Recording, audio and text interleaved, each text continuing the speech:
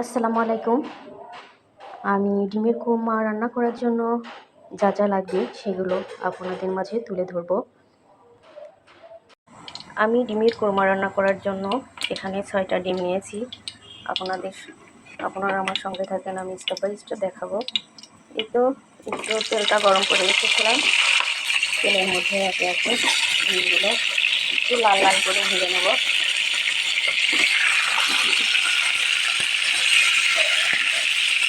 দেখুন আমার ডিমগুলো লাল করে ভেজে নেওয়া হয়ে নিয়েছে, কারণ বেশি ভাজলে ডিমটা শক্ত হয়ে যাবে, তাই আমি এখন নিয়ে নিলাম সব। প্রথমে পেঁয়াজ কুচি দিয়ে দিলাম কিছুটা, লাল হওয়া পর্যন্ত একটু অপেক্ষা করতে হবে।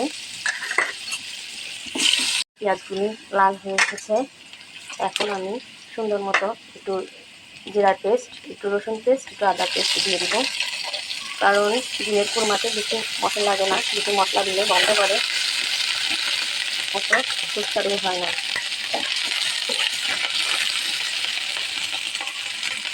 এর মধ্যে তেজপাতা, কিছু সাদা এলাচ, কয়েকটা লবঙ্গ ও কয়েকটা গোলমরিচ দিয়ে দেব।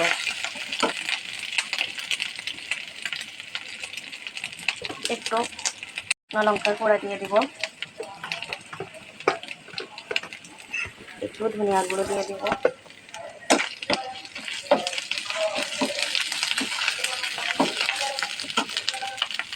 একটু এখানে পেস্তা বাদাম, কাঁচামরিচ, কিশমিশ এগুলো বাটা আছে, একসঙ্গে দিয়ে দিব। আমি সুন্দর করে একটু নেড়ে দিব। নেড়ে আমার মশলাগুলো হয়ে গিয়েছে, আমি একটু হালকা একটু পেঁয়াজ বাটা দিয়ে দেবো।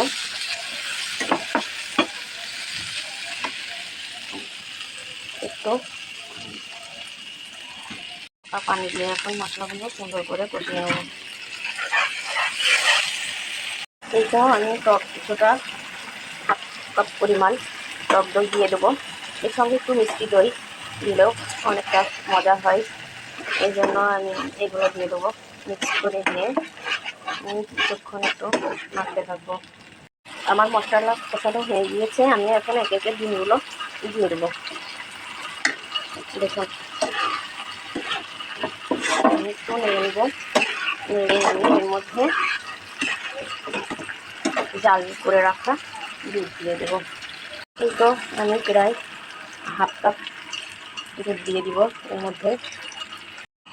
এই তো কয়েকটা কাঁচামরিচ খালি দিয়ে দিলাম। কাঁচামরিচ দিলে ডিমের কোরমাটা অনেক টেস্ট হয়, এর ফ্লেভারটা অনেক ভালো আসে। এই তো সুন্দর মতো আমি নিয়ে দিলাম, কারণ কোরমাটার কাঁচামরিচ প্রধান। আমি ভেজে রাখা কিছু পেঁয়াজ বেরেস্তা রেখেছি, এগুলো কোরমার মধ্যে দিয়ে দিব, কারণ বেরেস্তা বেশি পরিমাণ লাগে। এই তো 1 চা চামচ আমি ঘি অ্যাড করে দিলাম।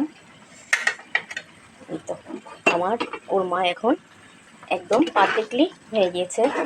দেখুন কি সুন্দর লোভনীয় হয়েছে, একদম পারফেক্ট।